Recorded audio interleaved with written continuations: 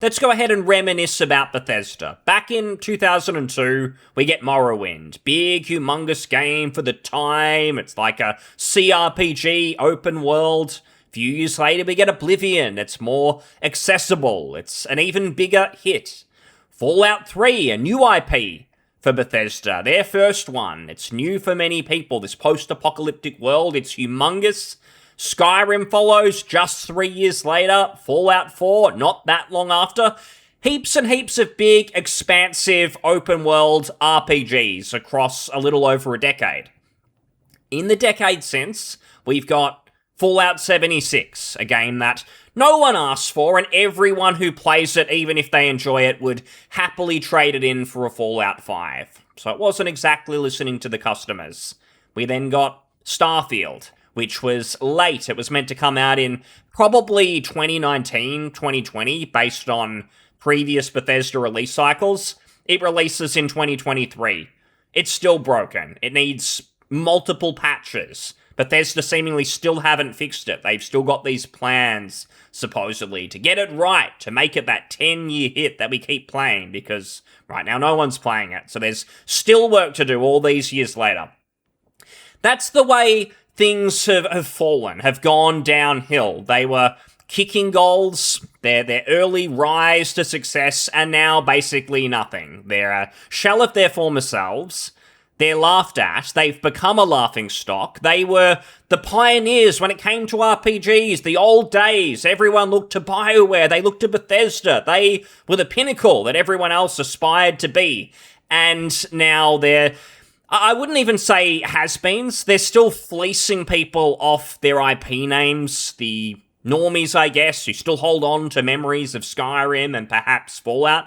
They're still managing to rip them off some of the time, bring in the money, probably still bring in more money overall than I would say, the big names in RPGs now, like Larian and From Software, because Bethesda just sell so much shite. They've got the Fallout TV show, they've got all the merch, they can sell the Pip-Boy, they can sell Vault Boy merch, Deathclaw figurines, all the Elder Scrolls stuff, the phone games, the online games, the MMO, again, Fallout 76 and so on.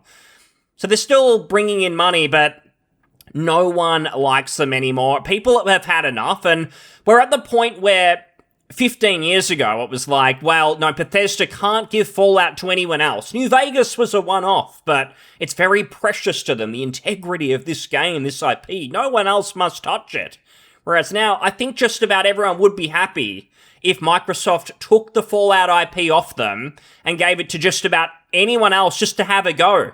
Just try and make something. It can be a Fallout 4 ripoff for all we care that is the same sort of thing. It's barely an RPG, but at least we get the open world, the shooting, the atmosphere, and at least it's something. We get nothing now.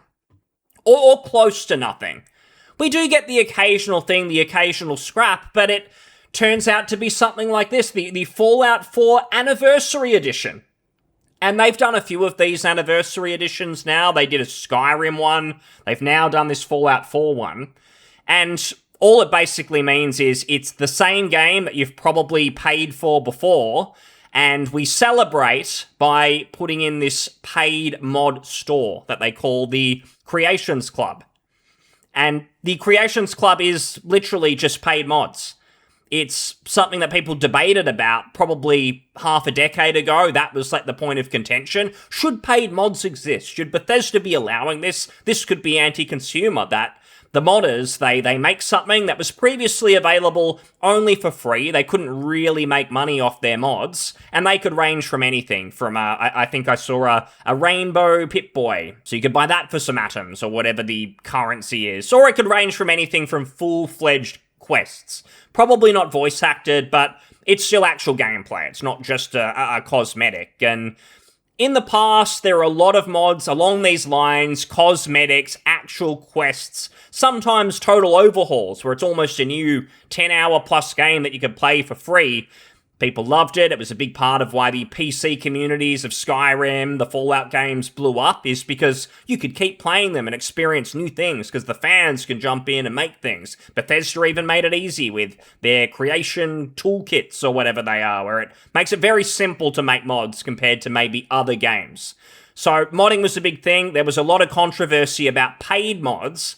Bethesda trying to, their version of it, I guess, their argument is, we want modders to be able to make money off their mods. We take a cut of that because we made the game and we put it on a user interface, a store, and you can actually buy these mods in the game and they're endorsed by us. So there's supposedly a seal of quality, which is dubious these days. Because the Bethesda seal of quality, what does that mean? I mean, you really should just be throwing anything up if they're the ones judging it. They've got no place to judge anymore.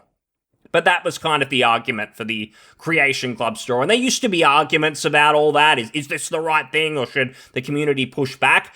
I say it in sort of a joking way about that previously being sort of a point of contention because it is all basically a joke now because it's kind of sad to think. Previously it was like, no integrity with these games. We don't want paid mods. But now in 2025... no one's even really talking about the Creation Club itself being a controversy and being anti-consumer because the fucking game doesn't work. Like, we're there now. It's like, if you're gonna put your Creation Club in the store and have paid mods, at least please make the game work. So I can go back and play my game from a decade ago, when this came out originally, and just replay it, mods or no mods. Please, I just want to play the game that I bought. That should be simple. That should be the bare minimum if you're now doing an anniversary edition. But it is just that stupid, and that's why Fallout 4 now has mostly negative reviews. It's down to 35%. It used to be pretty positive. People are not happy, because it is what they did. They updated the game, they called it the anniversary edition, they did some tweaks in the background. Most of it was to make these creation clubs or whatever, these mods work and have that whole ecosystem work. But they did some updates. I don't know if they improved texture quality or tried to do something so they could pretend they'd done some actual work on the old game. They weren't just pushing other people's developments, other people's mods that they didn't make. I don't really know if they tried to improve the game at all, but it doesn't work now. From what people say, there's long load times, there's crashes every 2 seconds. In fact, if you're on PC and you thought, well, I'll just revert back to an older version of the game with maybe a free mod that I find on Nexus, that'll be fine. You can't even do that. People are reporting if they downgrade the game. So you're not on the anniversary edition anymore, you actually go back to how it was before, which is possible. That actually doesn't fix it. The game is still crashing. So if you played this game in like 2022 on your PC, you probably had a smooth time, you had up-to-date hardware, and it's easy, this is an old game. It ran better then than it runs today in 2025, regardless of your hardware. So it is a broken mess. It's dubious as to if they're even going to fix this, or if it's just going to be left as is and be fucked, basically. That's what they did with the Elder Scrolls Remastered. Remember that, how it released and it was all, oh, this is a big surprise, we weren't expecting this. Shadow drop? Thank you, Bethesda. Here's my money. This is an amazing surprise, thank you. But it turns out that they sort of pulled the wool over people's eyes then as well, because people got excited about this surprise release. And it turns out that's a complete broken mess. I think the initial excitement wore off. It sort of fooled me. I saw a lot of people excited. I thought maybe it's a decent release, but it turned out that was a total joke as well. It's broken. It's still broken. It still doesn't work, and there's zero plans to fix it. They seem to have decided that's too expensive to fix. It'll eat into our profit margin. So fuck it. We're not going to bother. The name, the Elder Scrolls, the shiny looking graphics in the screenshots on the storefront, that'll sell it. We don't need to fix it. Who cares what people are saying? And with this Fallout 4 Anniversary Edition, it seemed to be the same sort of thing, where it's totally broken. They actually broke it last year. There was some, I think it might have been for the TV show or something, they did do some next-gen update, and they put some updates on PC. That significantly broke it, and they never fixed it then, and I don't think people, for the most part, knew. You just assume these things would get fixed, but it didn't get fixed. So it's been broken for a long time, and they had the nerve to then release a paid update with this Anniversary Edition, which is still broken, is still causing problems. They didn't bother to fix the new problems created, all the ones created last year with the next-gen thing, whatever they were doing. So it's just been a total shit show for 12 plus months. Now, I say it's dubious if they'll fix it because Supposedly, there's some murmurings that they might do something. They might have a crack. They put out a statement, which is rare for Bethesda. They don't usually address these things ahead of time. It seems like they might or may not work in the background, and then they'll let us know when they're ready to fix it. They sort of did that for Starfield, where they disappeared, I think, for a while, ignored the feedback, were, in fact, tone deaf a lot of the time with the feedback, where they actually came out and did some interviews, and it was like, people don't understand the effort that goes into our games, and they don't even know what they like. We're the masters, we know what we're doing, so if people are saying they don't like it, it's probably just an angry, loud minority online. But it's like, it's very clear, based on the player numbers themselves, that no one's playing Starfield, but people are still playing Elder Scrolls and Fallout titles. Like, Starfield was a dud despite what they say. I think that they've kind of accepted that to a degree now, that they made some mistakes, but they were very tone deaf for a while, and they rarely put out a statement to say, hey guys, we made a mistake, we'll get around to fixing this at some point, just hold on. They often don't do that. It's just when they're ready to fix it, if they do, they'll just let you know at the time. Like, hey, an update's dropping tomorrow. There won't be like a plan, a roadmap, some sort of idea of what they're going to do with it. But they have done that with Fallout 4, where they've announced these hot fixes. So they've admitted, yes, we're investigating issues with Fallout 4. We're going to do a handful of hot fixes, and then we're going to do some patches after that to get the game working.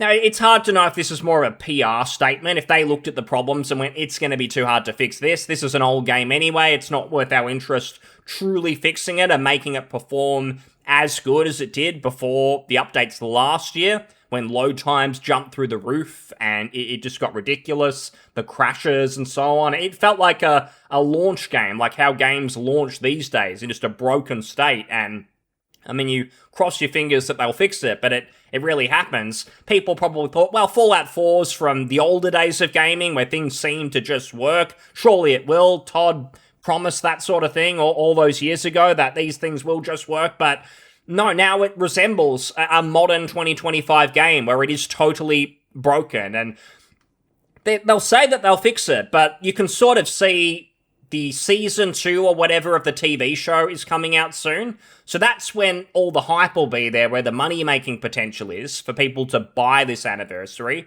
The people who don't already own the game, but they get enticed by the TV show and they want to be part of it. So normie kind of people, they'll jump on and maybe buy a copy, and they'll buy it at pretty close to full price, maybe not really understanding that it's an old game.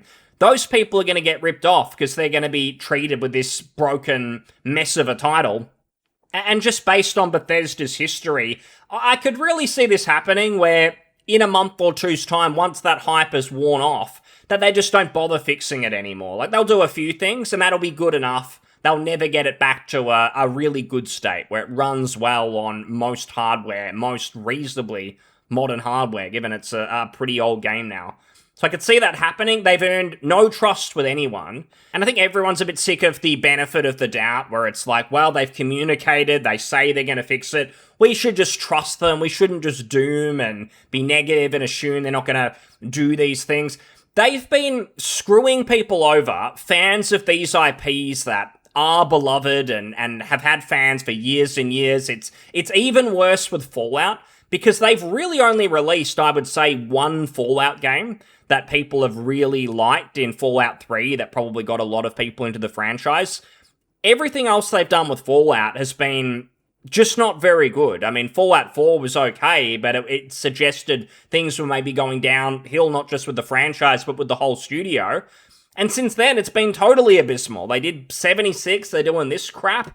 So that they've been shitting on that franchise for the longest time, and it's not even theirs. They were precious with the franchise. No, we don't want any more New Vegases. That didn't get the right Metacritic score or something. There were a few bugs, even though we gave Obsidian no development time, basically. No, but we're going to be very precious with it. And you're doing this. You're just running it into the ground. But you do have these people who are very nostalgic about these IPs. The people who, they can spend a decade ripping people off, screwing over older fans who can't even play an old game and expect it to run well because you've tinkered with it to try and add extra monetization options with creation clubs and so on, and now the entire game is broken for everyone, whether you want to engage with paid mods or not. You just, nah, sorry, too bad, fuck you, the game's ruined and it's too expensive for us to fix it, so we don't care about you.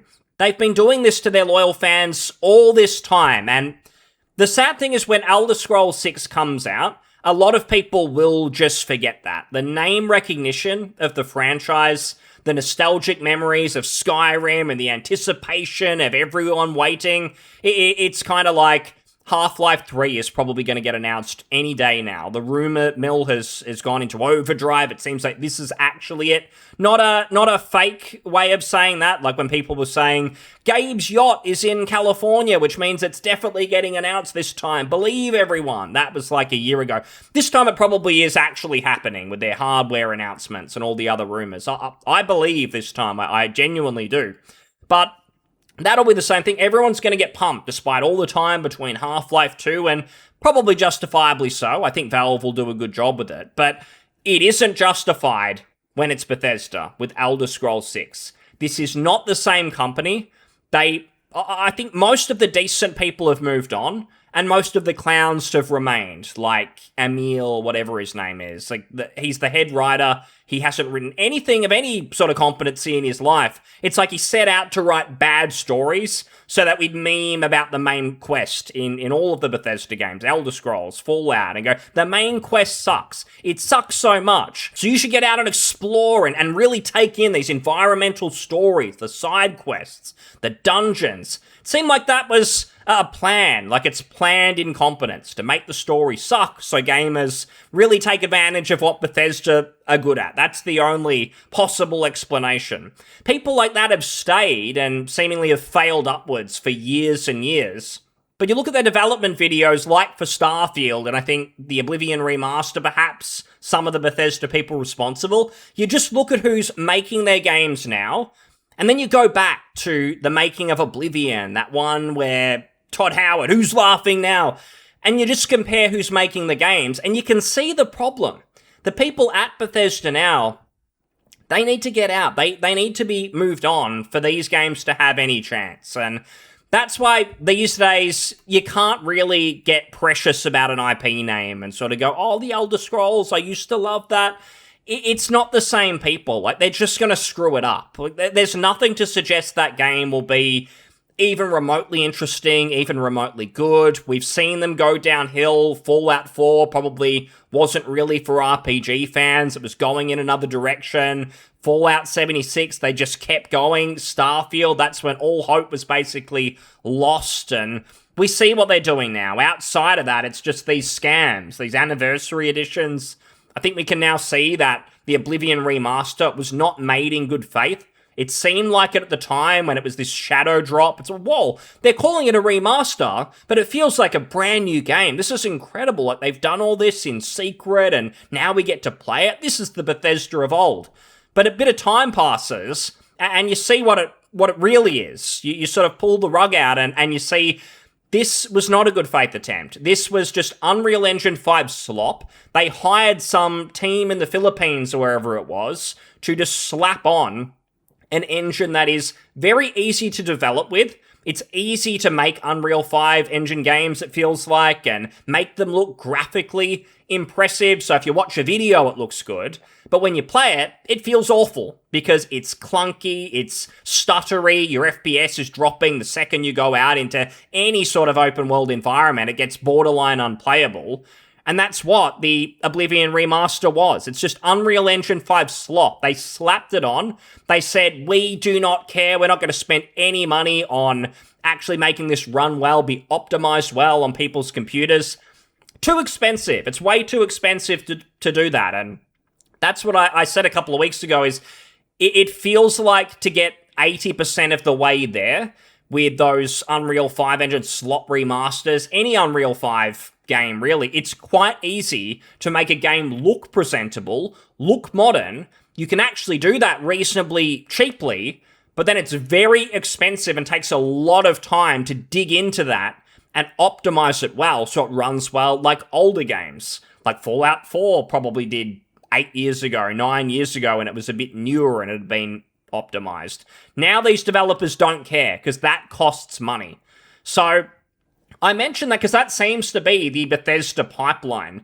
They've announced recently that we're definitely not getting Elder Scrolls 6 anytime soon. That makes sense. I'm not too bothered. If that's going to be of any sort of quality, if it's going to be anything like even just Skyrim, something that we may like and they won't get laughed out of the room with, I mean, you'd think that they need some sort of hit to regain some credibility, surely. It's got to take another 4 years, another 5 years for them to at least do something innovative. It can't just be more of the same, but worse, which is what Starfield was. But we know their release pipeline, which is... This is one leak where they say Bethesda are reportedly working on a Fallout 3 remaster, and this isn't the only source. This has been doing the rounds for ages. That the Oblivion remaster got leaked years ago, but it got leaked with a Fallout 3 remaster, so we now know that's coming because the leak was confirmed, and there's more leaks confirming it. Now, some Xbox fanboy Jez says, don't worry, New Vegas is coming as well. So that suggests we're going to get 2 remasters for the price of 1. Probably not. I'm sure they'll release them separately and they'll be just about full price and they'll be scamming people with ultimate editions, with extra little bells and whistles. Didn't they release some Fallout New Vegas that they just released the PC version again, like the old one from 15 years ago, and they slapped in some cheaply made statue and they're selling it for $200? So no, there's not going to be a good deal here. It's going to be one at a time. We're going to get Fallout 3 Remaster. It's probably going to suck everyone in again, where it looks really good and just on the surface, whoa, look what they've done here, this is amazing. But then you jump in, it's just the same lazy Unreal 5 engine slop. It's going to play horribly. They're never going to fix it because it's going to be too expensive. Maybe in like 10 years you can brute force it with a new computer and get past all the technical hurdles. That's the only way it's even going to be worth it. And you'd honestly be better off just playing the old one and slapping some mods on and getting a much better experience. People who actually care.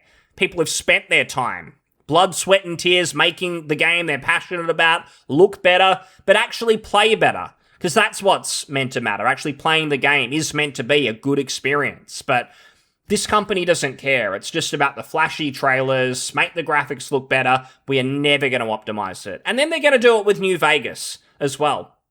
And who knows? I'm glad for GOG because I'm sure if they could, they would remove the older versions of these games so we can't remember a time where they ran smoothly. Maybe it's funny to mention that with New Vegas because it was actually broken when it released, but I mean, that was another Bethesda shamble. They wanted the game out really quickly, so they didn't allow enough time for it to really be finished. But maybe for New Vegas, that's fitting that it's going to release totally broken. The only difference will be it won't ever get fixed. The New Vegas remaster, like the Oblivion remaster, like the Fallout 3 remaster that we get, it's all going to just be broken trash. It's all going to be the same old Unreal 5 engine stuff. And I'll just say lastly, because this company is obviously hopeless, but something that some people see as a positive, this TV show, the Fallout TV show, I'm going to be honest, I've never really had any interest, and it's not even because I think, oh, it looks bad or anything like that. It's but this game, I got into it, I'm sure most of us did, because it's a video game series. It was traditionally a role-playing game series. And obviously, the TV show is not that. It's not like a Goosebumps story experience. Wasn't there like a TV show, Choose Your Own Adventure? I'm sure there's some Choose Your Own Adventure TV shows and things, little gimmicky things that are out there. The Fallout TV show is not that. It's just a linear story, episode to episode. And to me, that kind of defeats the purpose of Fallout. But I think what it does is it plays into what Bethesda have always kind of wanted it to be themselves, which is not really an RPG. That seemed to not really be what they cared about.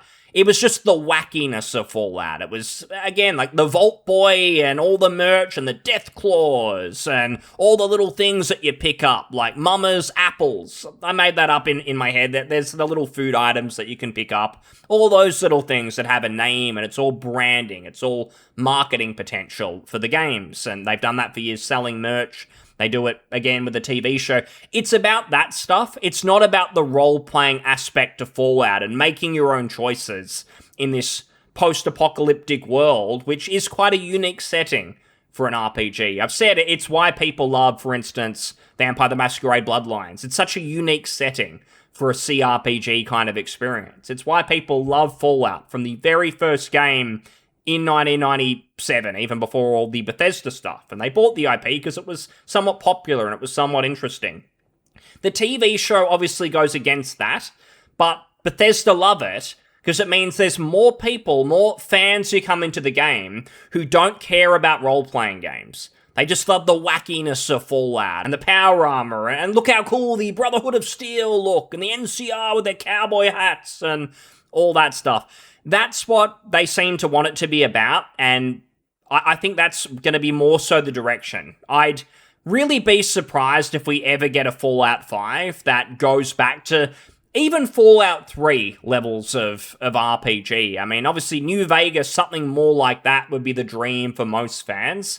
But it feels like that's a big part of why something like that probably won't happen, because Bethesda have never seen New Vegas as the direction of the franchise. They don't like that for some reason. They're much more, Fallout should be an action series. It should be more like Far Cry, but in more of a post-apocalyptic setting, which Far Cry eventually kind of copied with, was it New Dawn or something like that?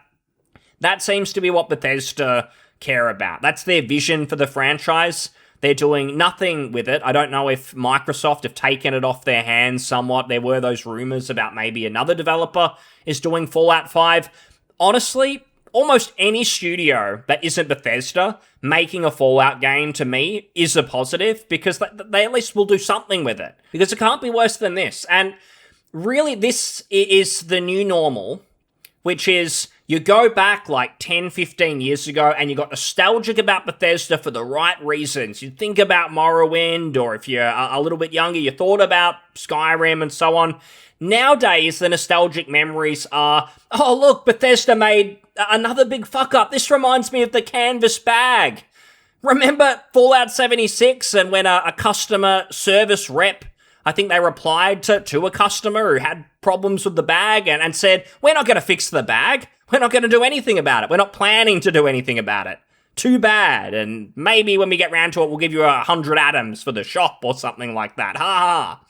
That is the Bethesda that we know now.